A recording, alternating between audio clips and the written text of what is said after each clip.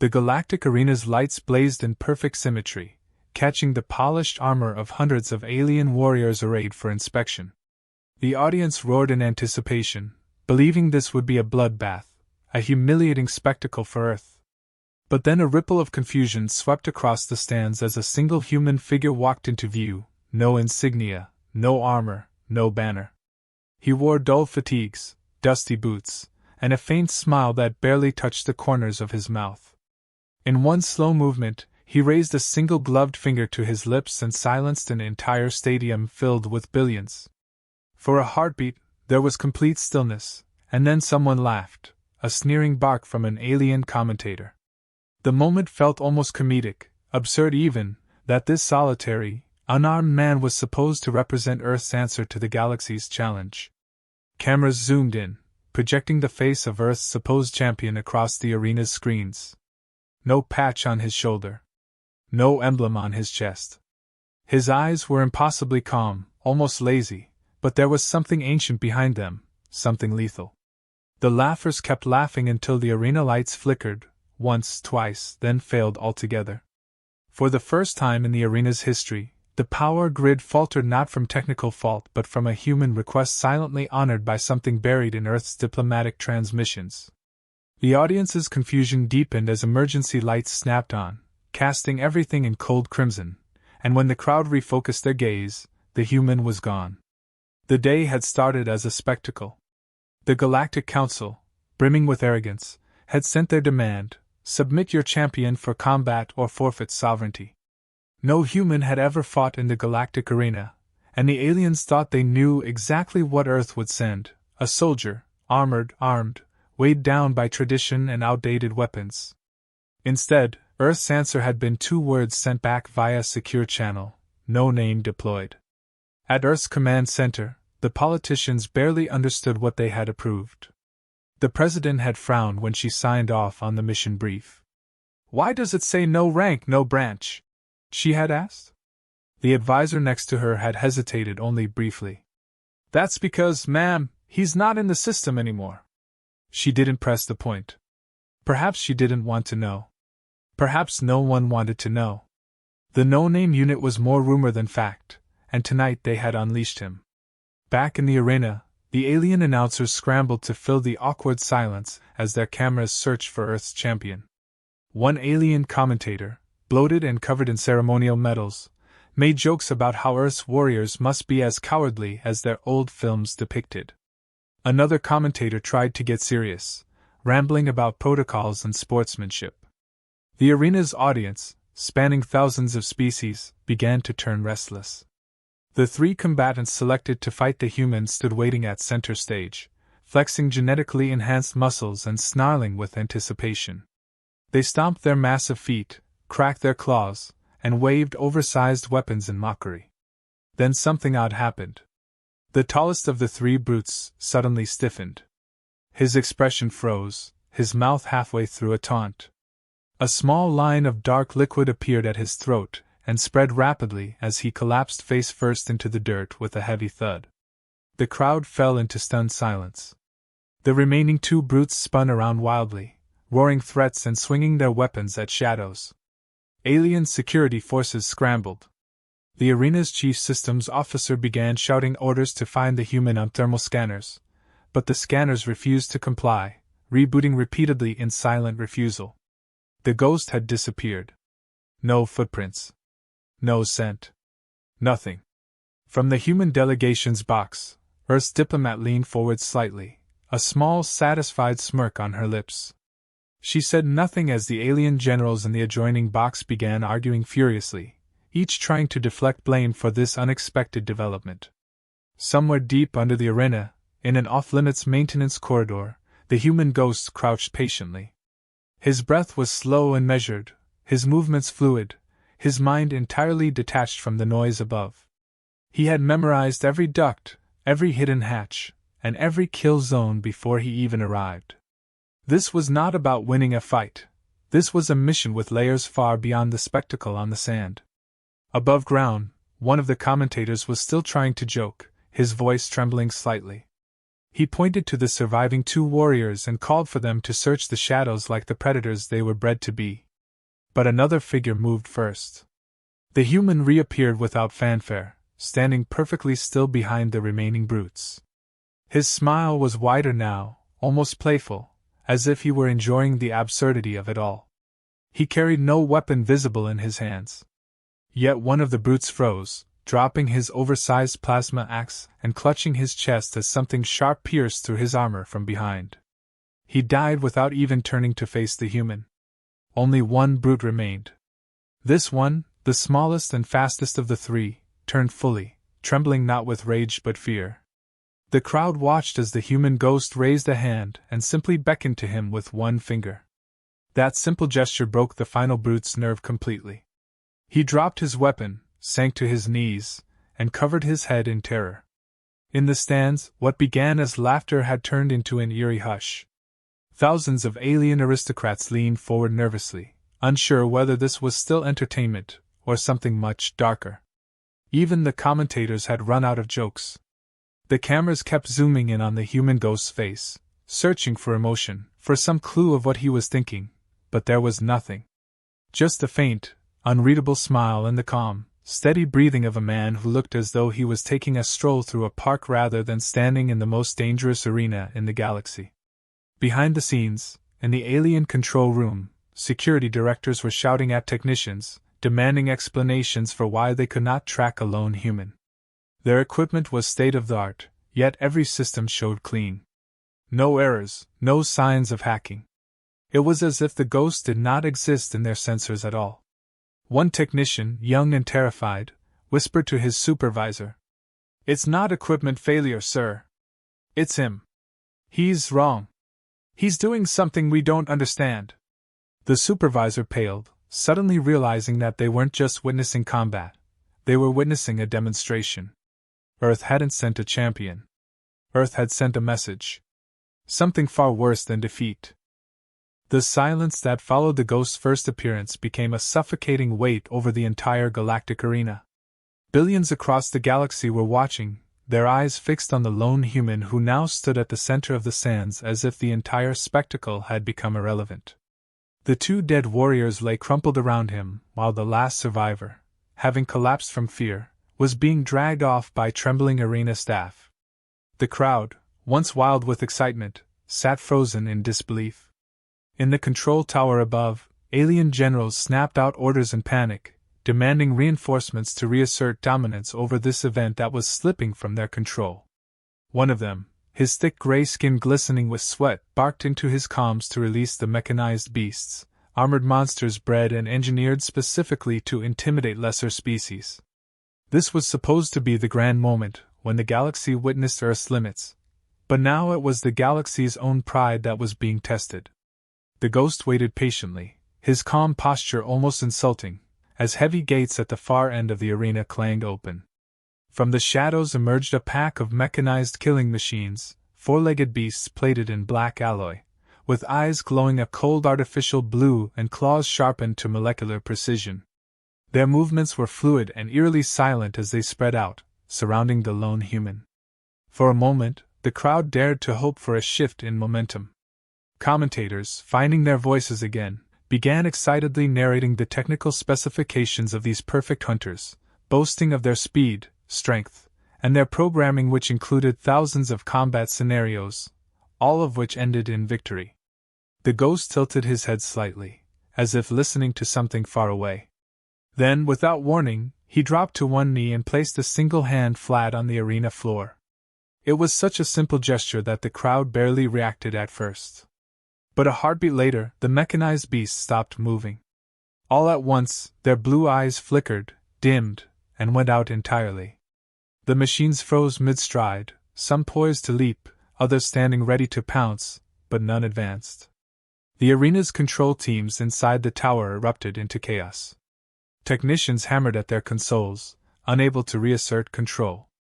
The beast systems, apparently flawless and unhackable, had shut down from within. Earth's ghost hadn't brought a weapon because he was the weapon, and clearly he was far more than a simple soldier. The ghost stood again, dusted off his hands, and walked casually to the nearest machine. He placed a foot on its armored head and with casual contempt wrenched free a panel on its flank. His fingers worked quickly, removing a small crystalline core from inside, almost like retrieving a trophy. Then he repeated this process with the next machine, and then the next, until he held 4 alien data cores stacked neatly in his hand. Above, in the alien command box, the generals began to argue furiously. One younger general dared to voice what none wanted to admit. The Ghost was not participating in the contest at all. He was extracting data from their most secret machines, and he was doing it live, in front of the entire galaxy. Earth had weaponized the arena itself, turning a show of strength into a covert mission for intelligence. Earth's leaders back home watched the scene unfold on their own screens in stunned silence. It became clear that the Ghost was operating far beyond what they themselves had authorized. Even the most senior figures in the Earth Council exchanged glances filled with unease. This operative, whoever he truly was, had taken the mission and turned it into his own agenda, something darker, deeper, and more precise than any plan Earth's leaders had drawn up. Back in the arena, the Ghost pocketed the data cores and turned his gaze slowly upward toward the alien VIP box, where the Chief General sat frozen in horror. The camera drones, obedient and ubiquitous, captured the moment perfectly. The Ghost, standing among the dead and disabled machines, pointed directly at the general. That gesture was not for the audience's entertainment. It was a declaration. The general knew it instantly and leaned back in his chair, ashen and speechless. The commentators fell silent again, unable to craft any explanation that could salvage the narrative. The audience was now confused, unsettled, their excitement replaced by fear and curiosity. The Ghost began walking toward the edge of the arena, not toward the gates where fighters were supposed to exit, but toward a maintenance hatch tucked away behind a grand statue. The hatch, which should have been locked, slid open without protest as if welcoming him. Inside the control rooms, officers scrambled to shut it, but the systems failed them again. Cameras inside the tunnel followed his progress automatically, broadcasting every step. Every technical safeguard, every lock, every protocol had been bypassed without visible effort. The Ghost did not run, did not crouch or hide. He walked at a steady, unhurried pace as if this was his personal arena now, as if every corner, every control point, every security measure had already been mapped inside his mind. In the crowd, a ripple of panic began. The aristocrats and dignitaries seated closest to the general's VIP box began whispering nervously among themselves, some rising from their seats and edging toward exits. The spell of the arena, the belief that this was all controlled entertainment, had broken. Humor flickered briefly as a group of alien gamblers began loudly arguing over how the odds should be recalculated now that the machines had failed. One shouted that there was no rule covering an opponent who simply refused to play by the rules.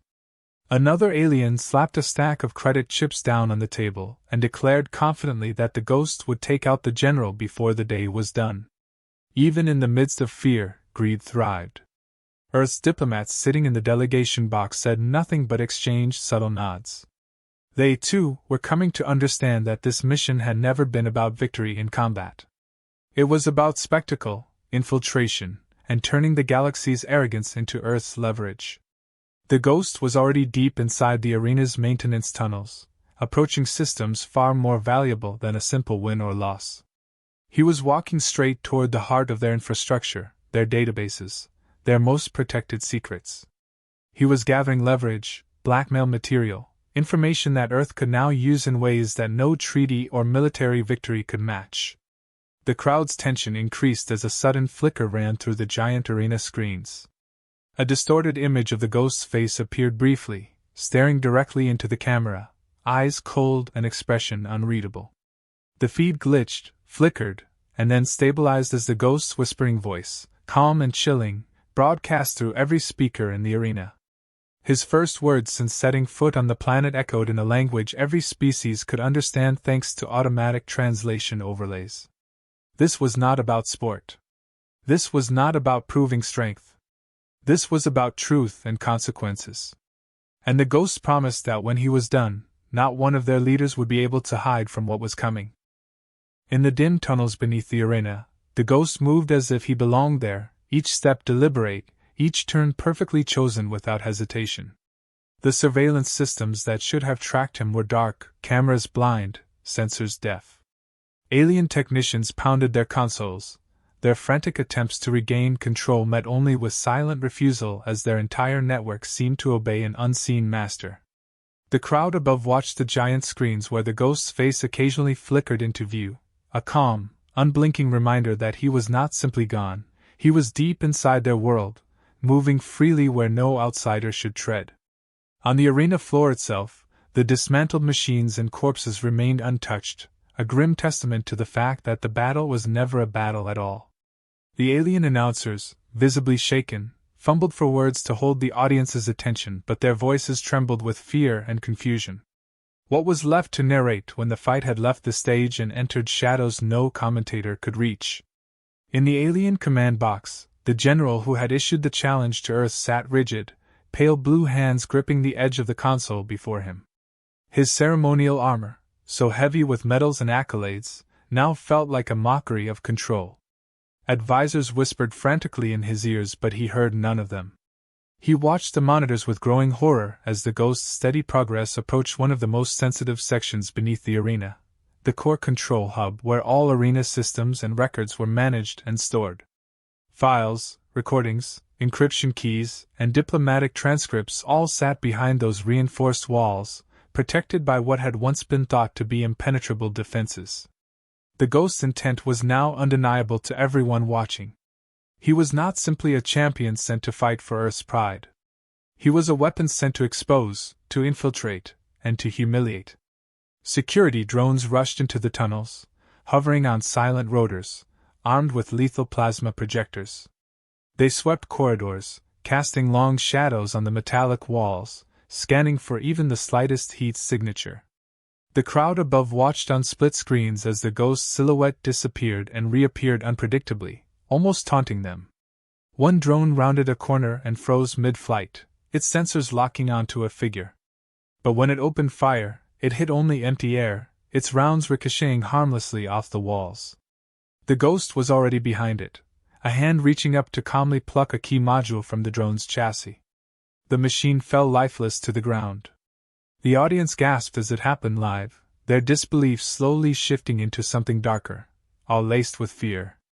Who was this human, and how did he move through their systems as if they were toys? Meanwhile, Earth's diplomatic delegation remained silent in their observation box, their faces blank masks of composure. Inside their minds, however, questions swirled. Had they unleashed a tool or a force beyond their control? A few whispered to one another, wondering who this operative really was and how much of this had been pre-planned. No one knew his true name. He had no rank, no patch, no records beyond the simple mission approval marked classified beyond the reach of any civilian oversight. Somewhere back on Earth, those who truly knew the ghost's origins would never speak of them and likely feared what would happen next just as much as the aliens did now. The ghost reached the core control hub, a thick vault door barring entry, protected by layered security protocols. The alien engineers inside, safe behind that barrier, felt briefly relieved. They laughed nervously among themselves, already rehearsing their excuses for the coming debriefings, convinced that at least here the ghost's progress would finally halt. But then the lights above them dimmed, the status panels on their consoles went dark, and a single knock echoed through the vault door. A simple, human knock. 3 sharp raps. The engineers froze. One of them approached the door cautiously and placed his ear against the cold alloy, listening. On the other side there was no sound, only the heavy stillness of inevitability. Then the control panel beside the vault flickered once and the locking mechanisms began to disengage of their own accord. The engineers backed away in terror as the door slid open and the ghost stepped inside, not even glancing at them as he walked straight to the primary command terminal. Above ground, the crowd could only watch in helpless fascination as the scene played out live. The ghost placed the alien data cores he had retrieved earlier onto the console, and as they interfaced, an impossible thing happened. The arena screens, thousands of meters above their heads, began to display files from the vault, opening one after another for all to see. Secret war logs. records of illegal experimentation, video evidence of diplomatic deceit and brutality inflicted on weaker worlds. The crowd gasped collectively as scandal after scandal was laid bare before them, not in whispered rumors but in crystal-clear detail. The alien general in the VIP box slumped in his seat, eyes wide and hollow, his reputation dissolving before billions. Somewhere in the shadows beneath the arena, the ghost's voice spoke again, echoing through every speaker. His tone was calm, almost conversational, but it carried the weight of total control. "You wanted a champion," he said, and Earth delivered. "But your mistake was believing this was still your arena." The crowd remained deathly silent, their expectations shattered. The ghost continued, revealing that the files being shown were only a fraction of what he had extracted, that copies had already been transmitted back to Earth and encrypted caches hidden in networks across the galaxy. If any attempt was made to silence what had been revealed today, the files would be made fully public in every known language. The humor, when it appeared, was dark and biting. A few gamblers in the upper tiers began shouting absurd new bets, wagering on which alien official would resign first, or how many would attempt to flee before the night was over. Even they knew that no amount of betting could shift the reality of what they were witnessing. The ghost had transformed the arena into something no one had expected, a tribunal, an execution chamber for reputations, a place where power itself was being dragged into the open and exposed for what it was. And he had done it without a single official sanction or declaration of war. The ghost finally turned from the console, giving the frightened engineers one long look before stepping back into the corridor. The crowd followed his movement on the screens, but no one dared to speak. He walked without urgency, his mission complete yet his purpose far from over. His last gesture before the cameras cut out entirely was to raise a single gloved hand in a casual salute to the audience, a farewell that was neither triumphant nor cruel, simply inevitable. The screens went black. The lights dimmed across the arena. And the galaxy sat in stunned silence, realizing that Earth had not sent a warrior to fight but a ghost to remind them that even their greatest arena was never truly safe. The silence inside the arena felt heavier than ever as the screens blinked off one by one, leaving the audience bathed in shadows and uncertainty. In the absence of noise, their collective fear became deafening. The ghost was gone from their view, but no one dared to believe he was finished. Somewhere beneath the ground, beneath their very feet, he was moving still, an unseen force slipping through walls and corridors, dismantling their illusions of control with every step. In the VIP box, the alien general who had confidently orchestrated this spectacle was trembling now, his claws tightening around the armrests of his gilded seat, his breathing ragged. He snapped orders at his aides, demanding that security forces seal the entire complex, that every door and tunnel be blocked, every exit watched. But his officers hesitated, glancing nervously at one another. They knew something their leader did not have the courage to admit. The ghost did not need doors. The ghost was already wherever he chose to be. Far below the arena, in a hidden surveillance chamber designed to monitor every inch of the structure, a team of elite guards clustered around their consoles, weapons primed, their eyes wide as they watched sensor feeds flicker uselessly.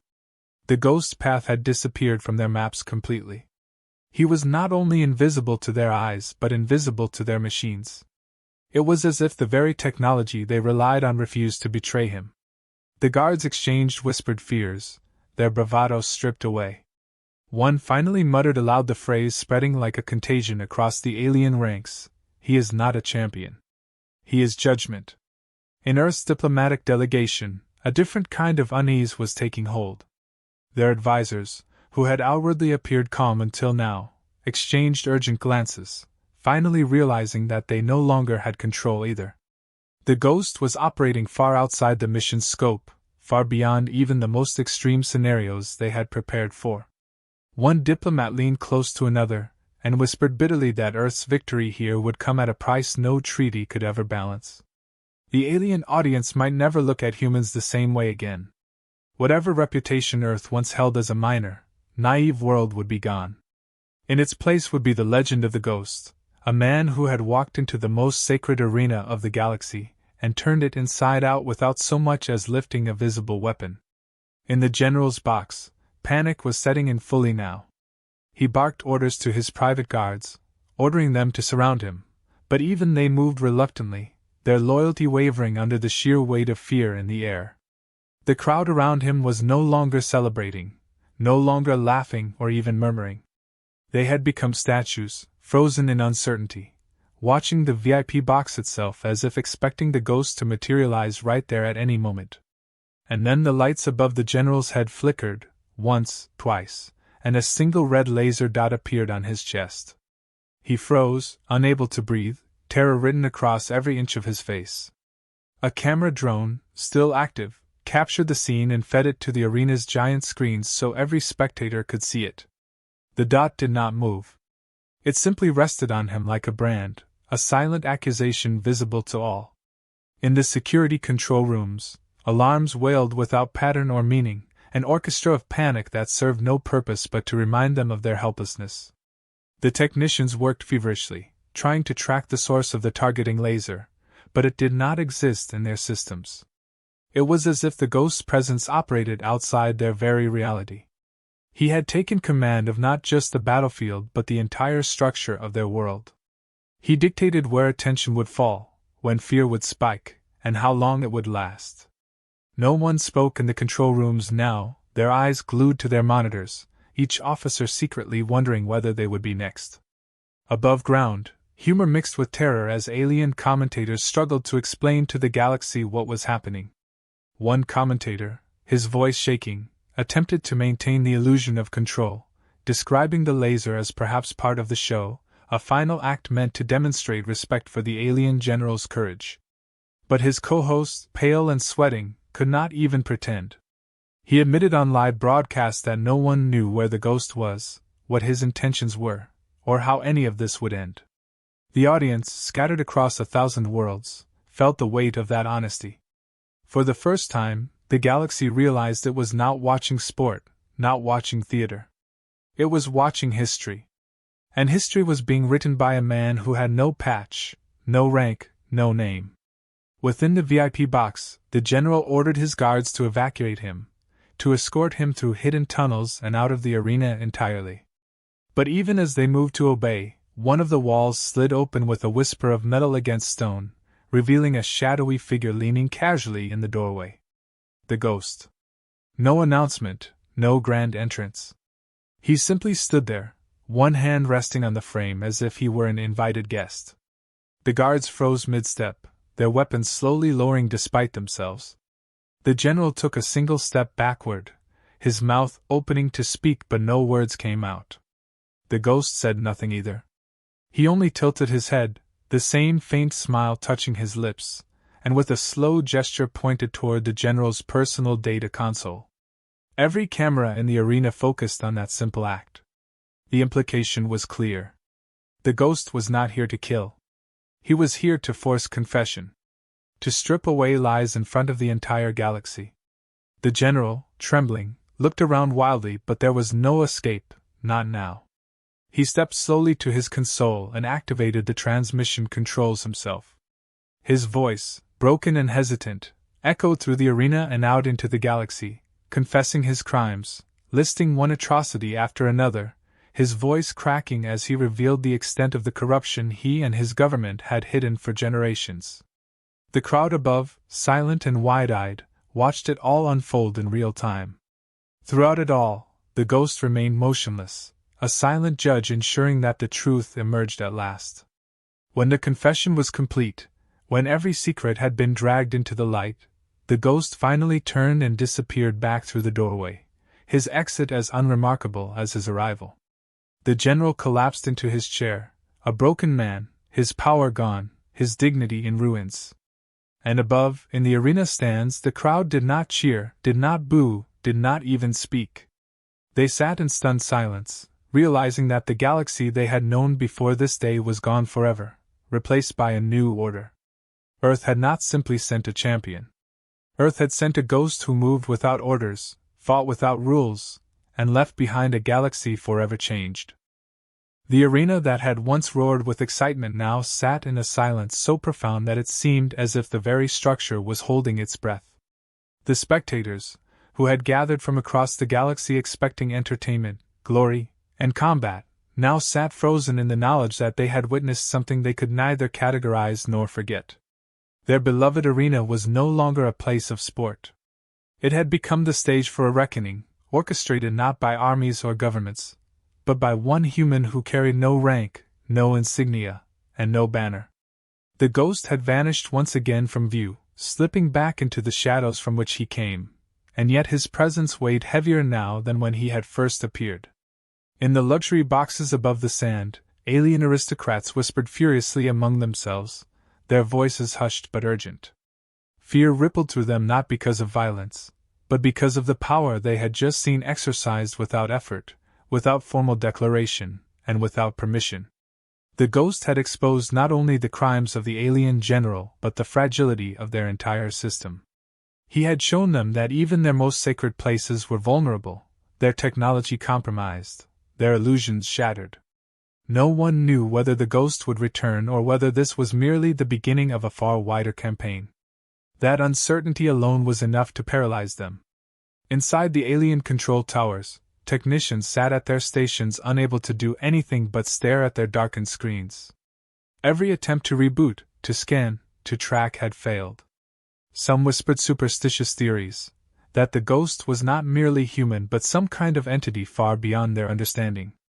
Others tried to maintain their composure, insisting that he must have exploited some overlooked vulnerability, though none could explain how their best defenses had failed so completely. The truth was simpler and far more terrifying. The ghost had not broken their systems. He had used them, turned them against themselves, and revealed their inadequacy in front of billions. In the diplomatic box, Earth's delegation sat still, outwardly calm, but inside their thoughts raced. Some of them knew this mission had gone far beyond what had been planned. The no-name unit was always intended as an asset of last resort, a whisper in black budgets and classified files. He had no history, no rank, no official status that anyone could acknowledge. And now he had written himself into history not as a soldier, but as something altogether different. One diplomat leaned over to another, and whispered that even Earth itself might come to fear him after this. Their control over him was an illusion, just as the alien general's control over the arena had been. The ghost's actions had already triggered ripples far beyond the arena. On planets scattered across the galaxy, leaders and security councils watched the broadcast in horror and fascination. They understood immediately that Earth, once dismissed as backward and weak, had proven something far more valuable than brute strength. Earth had demonstrated that it could act without chains, without hesitation, and without needing to lift an army or fire a fleet. The ghost had achieved in a single night what centuries of diplomacy and conflict could not. He had made Earth a power to be feared not because of numbers, but because of unpredictability. That was the most dangerous kind of power of all. Back in the arena itself, a strange humor began to infect the remaining gamblers and commentators. Unable to process the magnitude of what they had witnessed, some began making absurd bets again, wagering on how long it would take for the general's government to collapse or whether the ghost was still inside the arena walls watching them all. The commentators, their professional polish worn thin, joked nervously about whether they should cancel the remainder of the evening's program or declare the ghost the ultimate champion. Their laughter was hollow, but it helped ease the tension just enough for the audience to begin moving again, shuffling toward the exits as if they could leave behind the gravity of what they had seen simply by walking away. Inside the alien government offices orbiting the planet, chaos reigned. Political aides rushed from chamber to chamber, briefing their superiors on the public reaction as more and more details of the files the ghost had exposed began to spread through networks and news feeds. Protests had already broken out on distant colonies, calls for resignations and investigations spreading like wildfire. The alien general who had once strutted through this arena as a symbol of strength now sat slumped in his chair, guards abandoning him, his name already cursed by the people he once ruled. His legacy destroyed not by an army, but by a man who never spoke more than a sentence, and never fired a shot that anyone could see. And still, the ghost was nowhere to be found. Despite every effort to locate him, he had vanished completely, no trace left behind except the wounds in pride and reputation that he had inflicted so precisely. Earth's diplomatic team, sensing the shift in power, began quietly preparing their next moves. The leverage they now held was immeasurable. Every alien leader watching knew that Earth did not just possess warriors capable of fighting in arenas. It possessed ghosts who could rewrite the rules of engagement themselves, without anyone realizing until it was too late. As the alien aristocrats filed out of the arena in silence, their expensive garments dragging dust from the sand below their feet, they understood that things would never return to what they had been. The arena, once a symbol of dominance, had become a monument to humiliation. And yet in the midst of that humiliation, there was something more dangerous brewing. The fear they felt was not limited to Earth. It extended to their own leaders, their own systems, their own vulnerabilities. If one human could walk into the heart of their civilization and do this, who else might follow? Far from the arena, in a quiet place untouched by cameras or broadcasts, the ghost sat alone. A simple wooden bench beneath an ancient tree, his dusty boots crossed at the ankle, his gloved hands resting on his knees. He watched the sun set slowly over the horizon, his expression unreadable as always, as if none of what had just happened mattered to him at all. In his pocket, the stolen data cores pulsed faintly, waiting for whatever he would decide next. There were no medals waiting for him, no ceremony, no parade. That was not his purpose and never had been. He existed for moments like these, where silence spoke louder than any applause, where his absence carried more weight than any battlefield victory. Somewhere deep within Earth's intelligence networks, a single report was filed, classified far beyond the reach of any normal reader. Its summary was brief and to the point. Mission concluded. No-name operational autonomy confirmed. Objectives exceeded. Impact irreversible. No further action required. And so the ghost remained just that, a shadow, a legend, a presence no one could predict or control. His work was done, but the consequences of his work were only beginning. The galaxy would never forget this day, and in every council chamber, in every war room, in every private conversation between leaders desperate to protect their power, the ghost's silent smile would linger as a reminder that their greatest fortress had already been breached. The galaxy trembled in the aftermath of what had happened, but the man at the center of it all was nowhere to be found. The ghost had exited not through an official gate nor aboard any transport that could be tracked or logged.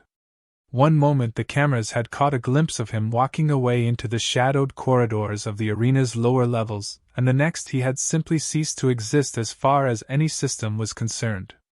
The alien generals and aristocrats who had once sneered at Earth's supposed backwardness now held emergency meetings behind sealed doors, debating how to salvage their positions in the wake of the devastating revelations broadcast to billions.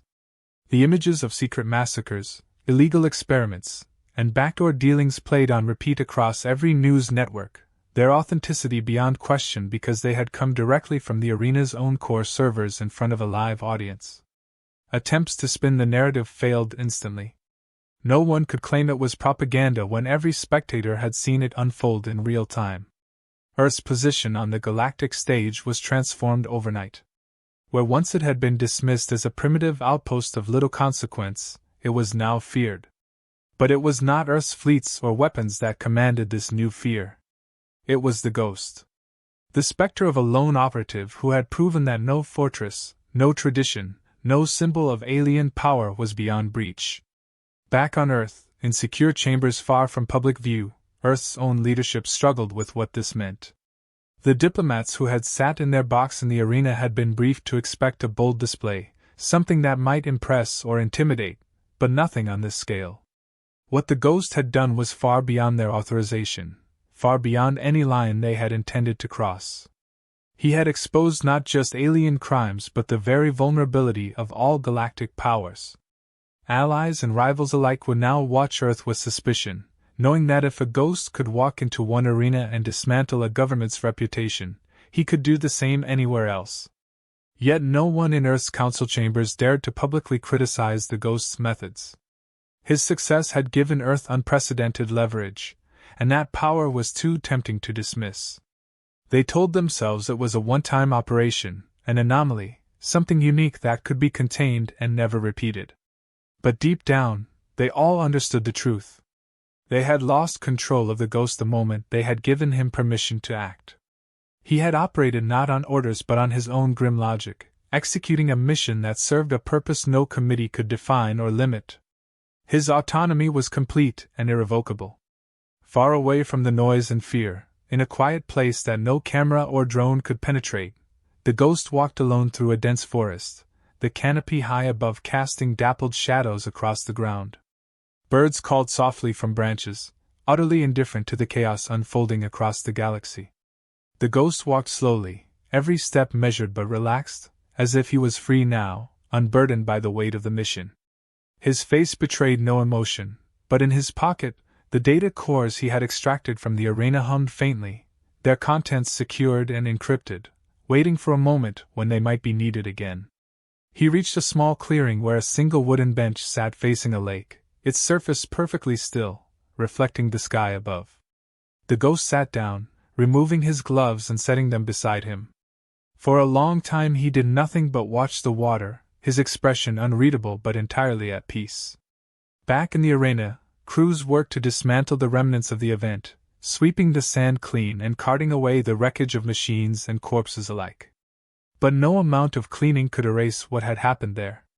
The arena itself had become a symbol of humiliation, its very architecture now a reminder that pride and arrogance had been laid bare. Tourists no longer gathered there in celebration but in somber curiosity, standing in the shadow of the place where the ghost had walked. Guides struggled to explain to visitors what they had witnessed, trying to turn it into a story of tragedy or triumph, but their words rang hollow. Everyone who came could feel that this was not a place for stories anymore. It was a place for silence, for remembering that even the most powerful could fall without warning. Among the alien elite, paranoia spread faster than ever. Private security budgets tripled overnight. Underground bunkers and secure compounds filled with clients who no longer trusted their own governments to protect them. New technologies were commissioned to detect and prevent infiltration, but none could guarantee protection from a man who could slip through systems without leaving a trace. A shadow now hung over every negotiation, every council chamber, every diplomatic event. Wherever Earth sent representatives, the question hung unspoken in the air. Was he watching? Could he appear here too? And that fear became Earth's most potent weapon, more effective than any fleet or army. In the homes of ordinary citizens across the galaxy, the story of the ghost spread like wildfire, not as a tale of heroism or villainy but as a legend. Children whispered about him in schoolyards. Workers shared rumors over drinks. Some admired him, others feared him, but no one could ignore him.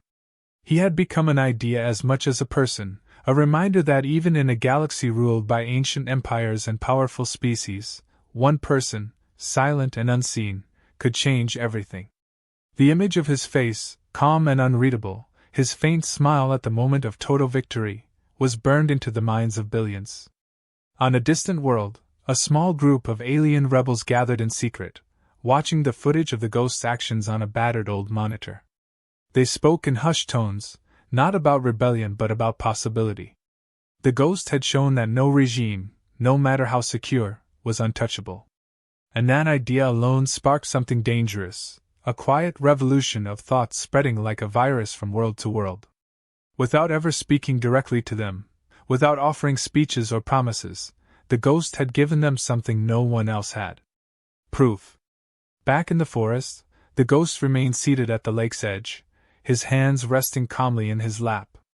The wind stirred the leaves gently, the world around him utterly still and peaceful, as if untouched by the chaos his actions had unleashed. But far beneath that stillness, the galaxy was shifting. New alliances would form, old powers would fall, and every leader would wonder when the next quiet visitor would come for them. And somewhere in the shadows of every council meeting, the legend of the ghost would linger, a silent warning that arrogance and power were no longer enough to ensure safety. The ghost reached into his pocket and withdrew one of the data cores, turning it slowly between his fingers as the setting sun caught its surface. Then he slipped it back into his coat and stood up, leaving the bench behind. Without a sound, he walked into the forest, disappearing from sight. No audience watched him now, no cameras followed, no commentary narrated his next steps. He simply faded into the trees, as if he had never been there at all. But every leader who watched that day knew better. He had been there. He could return. And they would never forget that.